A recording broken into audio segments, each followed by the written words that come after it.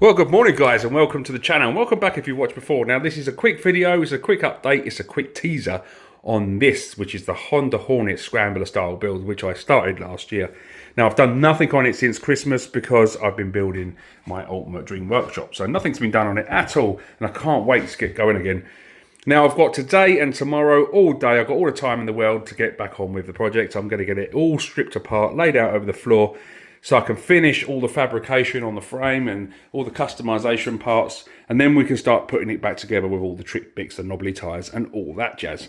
Anyway, this is just a quick video to get you back involved with my build. So if you haven't watched before, I've got around 8 episodes over on the channel where I bought the bike, I explain what I'm doing to it, I start doing all the customization bits. Anyway, you can go over across and have a look at those videos while you're waiting for this new video to come out, which should be around midweek next week.